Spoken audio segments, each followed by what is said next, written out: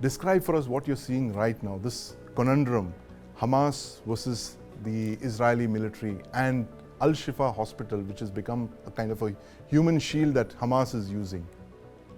If you look at the scale of the attacks on October 7th, it was designed to shock anyone, and it would have provoked any country, any people into an attack. And that's exactly what the Hamas wanted them to do. And now the reports coming in that the Hamas and the visuals that the Israeli Defense Forces have released clearly indicate that these were centers that were used as command posts for the Hamas military. There are some videos incoming, and very clearly, knowing the nature of Hamas, knowing the manner in which they've not really adhered to certain customary laws about how women and children and aged people cannot be really targeted, right. The scale and brutality of the attack, it's quite possible that they have actually used these hospitals, whether like there'll be many who will deny that these things are non-existent, but it's certain that they have been used, and you've seen visuals coming of an underground network of tunnels that are there, and command posts that are there. Weapons that have been found, arms caches that have been found. What is the law? What does the international law governing armed conflict say about hospitals being used by state actors, non-state actors? See, the Geneva Conventions came into being after the Battle of Solferino in 1859, when Henry Dunant saw the scale of suffering in Austria. And since 1863, when the first Geneva Conventions were there, people who are no longer taking part in hostilities and hospitals are protected areas. That's the Red Cross symbol that has come in, which later went on to include the Red Crescent and the diamond, red diamond, which are protected areas. Now these areas are like there are no-go zones for the military. There are no-go zones. You cannot. There are certain categories of people.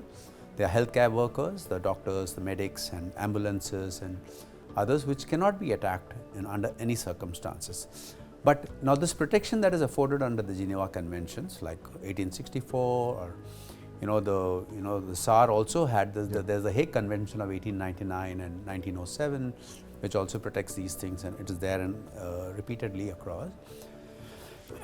What we need to understand is that the protective character of these institutions or these protected areas cease to be protected when they are used for military activities. So now when using these protective sites as basis for military operations, it loses the character. Then it becomes a legitimate military target for the opposing force. Now there are also certain rules under which these targets can be actually these protected areas. Means the opposing attacking force has to inform the people in advance, so that even if there are humans, categories of wounded people, patients, they have sufficient time to actually evacuate themselves and everything. Now apparently, we've heard that they dropped pamphlets and they've announced it on radio that these are going to be attacked. But like, you've seen this, terror groups tend to use it. If you recall back home in our own, the war with LTT, LTT had used the human shields in the last stages of the war. When they didn't allow the fleeing civilians to evacuate themselves from that areas when they were being... They were hiding amongst the civilians. Yeah, so they use these human shields. Now, why do they use human shields? It's because they would like to... Now, the world is outraged by attacks against civilians and everything. So, they want to use this outrage to their advantage to call for a ceasefire. So that their operations can be consolidated, because they have been relentless in their operations so far. 40 days it's been relentless, and in fact they have actually leveled up all but whatever they had to do, and they still have not got any signs of the hostages that they are looking for and hunting for. And they're definitely looking at eliminating the entire Hamas leadership that masterminded this dastardly attack against them. So the hospitals lose their protected character. Ambulances lose their character and it's known that people, it's not just here, even in Afghanistan or in Syria, people have used ambulances to evacuate themselves. So they become terrorists, the non-state actors have used ambulances. They have, you've seen, they've been clear, you have, thanks to the presence of drones and, aerial surveillance, today you're capable to track those people. So that's when they lose their, it becomes a legitimate target. And this is that true of non-state actors across the world? Because you've studied geopolitics very closely, you look at armed conflict. Where are other instances of hospitals, ambulances being used on such a large scale There's no other group that has used it in such a large scale. You mean Hamas is? Yeah, Hamas is has mastered. pioneered Of course, it. there have been drug lords in Colombia and other places Right. who have been using the cover of funeral cottages and they have to export their drugs and others. Right. But not in this in the military parlance. I think this is like a real. So and you have a very unique position, Colonel Pillay. You've been a military man yourself. You've conducted counterinsurgency operations. You've been wounded in one such operation. How does a legitimate military that's confronted with this kind of a dilemma of a non-state actor operating under a hospital among patients, how do you deal with this? How do you play by the rules in such a situation? See, we are state actors, like you said, and our country has signed the international the conventions, Geneva Conventions. We are signatories to the humanitarian law. We are also signatories to the human rights law. And there are certain standards that our country promises, even if they don't.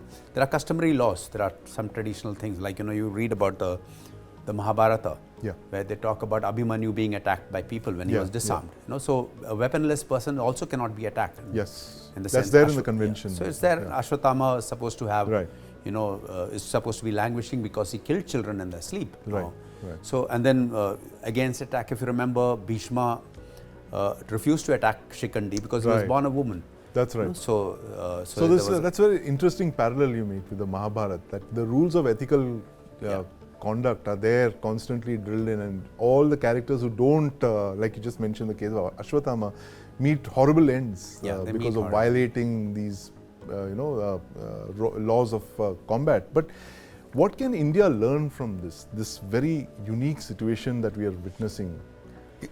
Could it be possible that we could see a scenario like this developing at some point? We've been surprised in Bombay. We're going to be celebrating the anniversary now very soon, 26/11. And we've been surprised, and despite all our intel reports that told us that there is going to be a likelihood. So I think one of the foremost things that we must learn is never to rely too much on technology, what the Israelis had done, where they, to rely too much on the Iron Dome and the Iron Curtain, and then the thing like that, that they relied, and it was so easy for like low cost disablement of those high tech equipment and reliance. So you can really not substitute the man on the ground, and even here in our country we're going through this phase where, like we're removing the animal transport now. We're imagining that they're going to be delivered by drones, and you cannot really substitute that. You have to have a human in the loop. There has to be a human, and there has to be like look at this devastation that you see. And do you think that suppose there's a blackout, or you really cannot rely on technology too much? We've always been, while I agree that technology always overwhelms, but ultimately, the arrival of gunpowder changed the battlefield, but the thing is, too much of reliance on them also has a setback, and that is what we've. And these non-state actors, like we tend to evaluate people on our standards, that we have evaluated. But you must understand, the enemy doesn't really share the values that you share. So I think the lesson that we should be always be prepared. And the rules are not going to be the same. So you want to play hockey with hockey sticks, they want to play with clubs. So whether it's your enemy, I think you should be prepared for the worst possible scenario. News9 Plus. Download now.